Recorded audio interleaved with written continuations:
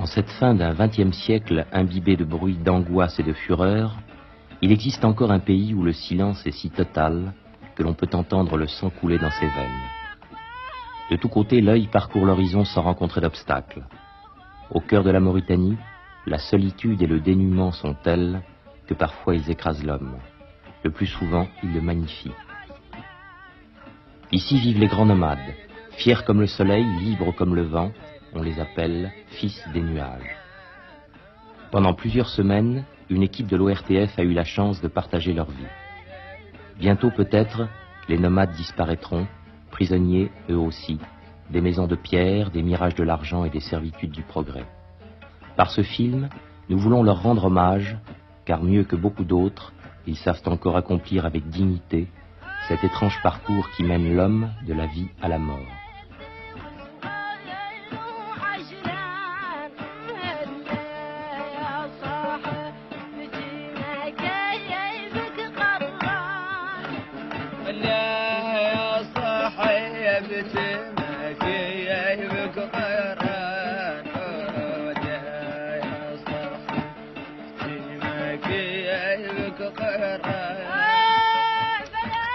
Une caravane progresse dans le désert.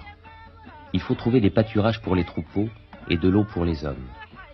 Ainsi, chaque année, les grands nomades parcourent plus de 3000 km pour survivre.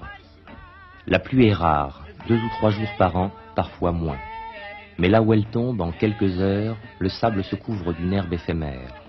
À des centaines de kilomètres, les chameaux sentent les nouveaux pâturages dont l'odeur est apportée par le vent. Alors, irrésistiblement, le troupeau se met en marche suivi par les nomades, car le chameau est la condition même de leur existence. Ils mangent sa viande, ils boivent son lait, ils se couvrent de sa laine, et le produit de sa vente leur permet d'acheter les habits et les vivres indispensables. Quand les troupeaux sont décimés par la sécheresse, aujourd'hui encore, des enfants meurent.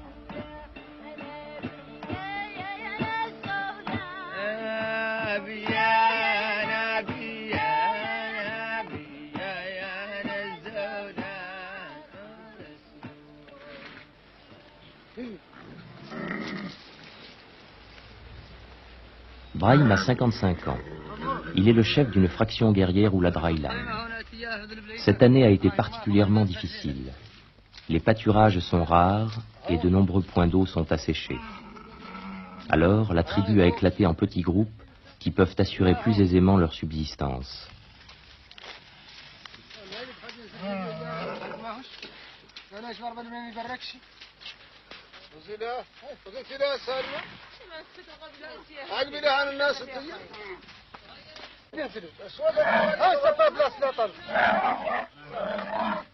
C'est à Brahim que revient le choix du campement provisoire. À proximité, il a trouvé de la scaf, herbe salée dont les chameaux sont friands. Éprouvés par de longues étapes, les femmes et les enfants n'auront que 2 ou 3 jours pour reprendre des forces, puis il faudra continuer la nomadisation, car il n'y a pas d'eau dans la région, et il serait dangereux d'épuiser les réserves contenues dans les outres et les tonneaux. Avec la précision que procure une longue expérience, chacun participe à l'installation. En tout premier lieu, il faut soulager les chameaux de leur fardeau.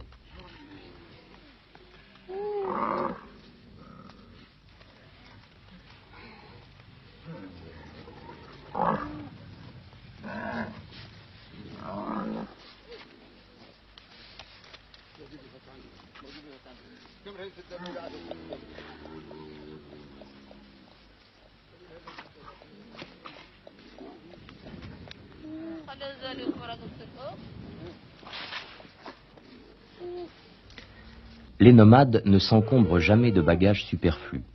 Les objets qu'ils possèdent sont identiques à ceux que possédaient leurs pères et les pères de leurs pères.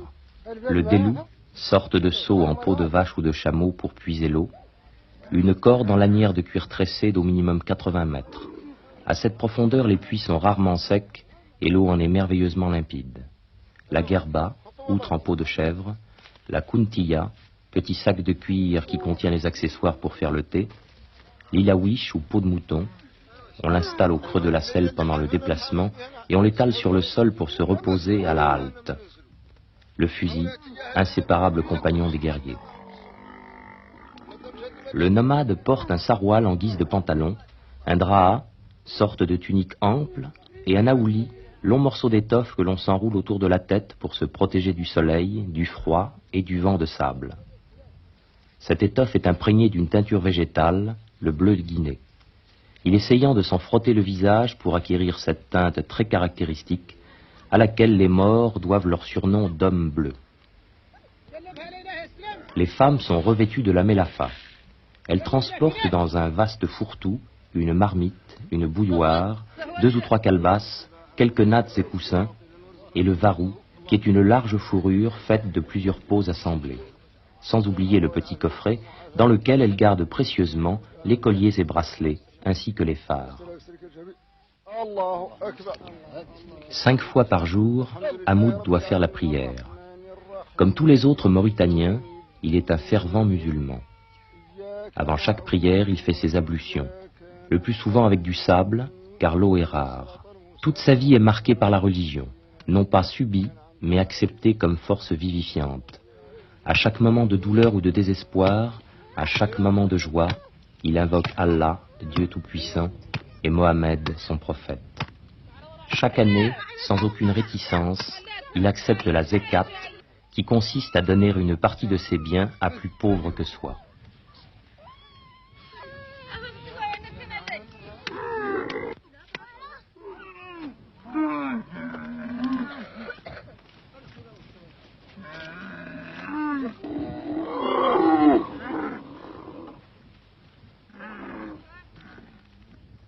Après avoir entravé les chameaux pour éviter qu'ils ne s'éloignent trop, on peut maintenant dresser les tentes. Elles sont faites de laine de mouton ou de chameau. Elles sont spacieuses, solides et parfaitement adaptées au climat. Quand d'aventure un nomade doit séjourner en ville, il refuse toujours de dormir sous un toit de pierre, de crainte qu'il ne s'écroule sur lui pendant son sommeil. Il a beaucoup plus confiance en sa maison de toile qu'il peut dresser au hasard des pistes. Il sent surtout de façon diffuse que les pierres sont un piège où le nomade peut abandonner sa vie errante et perdre par là même certaines qualités d'âme et de cœur.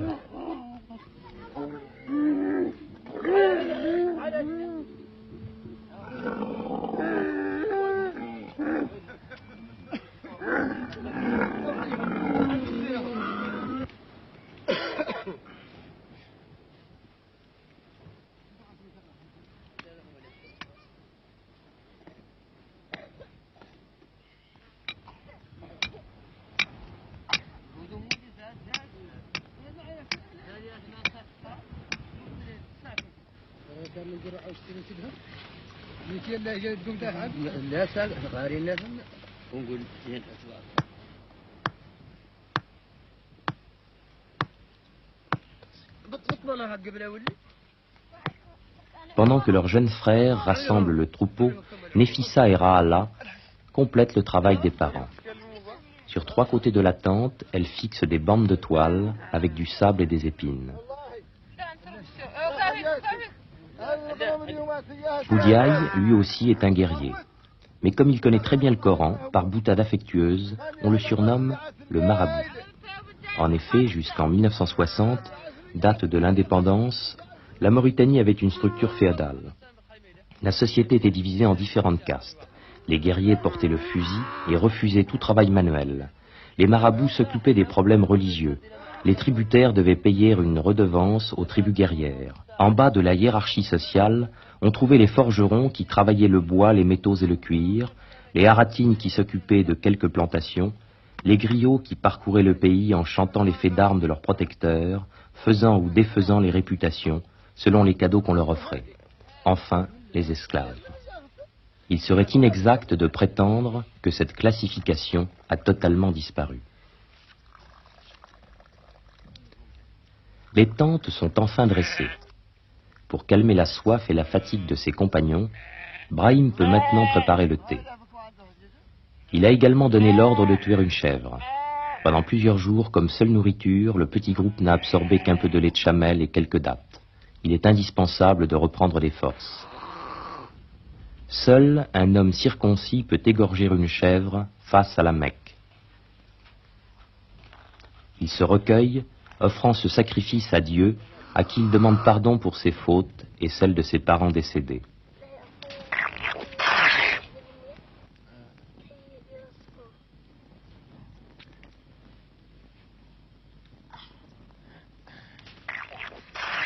Tout le sang répandu doit être obligatoirement lavé à l'eau, car il est considéré comme impur.